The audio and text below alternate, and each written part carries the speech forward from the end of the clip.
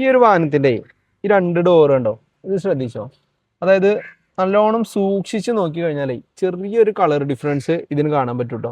അതായത് ചെറിയ മൈന്യൂട്ട് ആയിട്ടാണ്, ഇപ്പോൾ നമ്മളെ കണ്ണിലൊക്കെ പെട്ടെന്ന് കാണും. ഈ വെഹിക്കിൾ ഫീൽഡൊക്കെ ആയിട്ട് ബന്ധപ്പെട്ട് നടക്കുന്ന ആൾക്കാർക്ക് പെട്ടെന്ന് അത് മനസ്സിലാവും. സാധാരണക്കാർക്ക് അത് പെട്ടെന്ന് മനസ്സിലാവണമെന്നില്ല കേട്ടോ. നമ്മളെടുത്ത് ഒരുപാട് ആളുകൾ വാഹനം ചോദിച്ചു വരുമ്പോൾ അന്വേഷിക്കുന്ന ഒരു കാര്യമാണ് വാഹനത്തിൽ റീപ്ലേസ്മെന്റ് ഉണ്ടോ, അതുപോലെ തന്നെ റീപെയിന്റ് ഉണ്ടോ എന്നുള്ളത്. അപ്പോൾ ഈ റീപെയിന്റ് ചോദിച്ചു വരുന്ന ആളുകളോട് ഞാൻ ജസ്റ്റ് ഒരു കാര്യം പറഞ്ഞുതരാം. ഒട്ടുമിക്ക വാഹനങ്ങളിലും ചെറിയൊരു റീപെയിന്റ് കാര്യങ്ങളൊക്കെ ഉണ്ടാവും. കാരണം ഇപ്പോൾ ചെറിയൊരു സ്ക്രാച്ച് ആയിട്ടുള്ള വാഹനമൊക്കെ ആണെന്നുണ്ടെങ്കിൽ നമ്മൾ തന്നെ, നമ്മളൊരു പൊട്ടിയൊരു സാധനമൊക്കെ ആണെന്നുണ്ടെങ്കിൽ നമ്മൾ മൊബൈലിൻ്റെ സ്ക്രീൻ ഗാർഡൊക്കെ പൊട്ടിക്കഴിഞ്ഞാൽ അതൊരു വൃത്തികേടാണല്ലോ. അപ്പോൾ അത് നമ്മൾ ക്ലിയർ ചെയ്തിട്ടല്ലേ കൊണ്ടെടുക്കുള്ളൂ.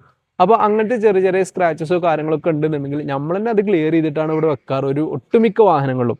ഇപ്പോൾ 2 ദിവസം മുമ്പ് നമ്മുടെ അടുത്തൊരു കസ്റ്റമർ വന്നിട്ടുണ്ടായിരുന്നു. ആൾ കൊണ്ടുവന്നിട്ടുള്ളത് വെറും 5000-6000 കിലോമീറ്റർ റൺ ചെയ്തൊരു എർത്തിക വാഹനമായിരുന്നു. അപ്പോൾ ആ വാഹനത്തിന് ഇതേമാതിരി കളർ ഡിഫറൻസ് ഉണ്ട്. ഞാൻ ആളോട് ചോദിച്ചു, ഇത് നിങ്ങൾ പുതിയ വണ്ടി എടുത്തതാണോ ചോദിച്ചു. പുതിയ വണ്ടി എടുത്തതാണ്. അപ്പോൾ പറഞ്ഞു അത് ഇപ്പോൾ എടുത്തേക്കിന് തന്നെ എവിടെയെങ്കിലും തട്ടിയിരുന്നു, എന്തോ റീപെയിൻറ്റ് കയറിക്കണമല്ലോ പറഞ്ഞു. അപ്പോഴാണ് അയാൾ പോലും ശ്രദ്ധിക്കുന്നത് ആ ഒരു കാര്യം.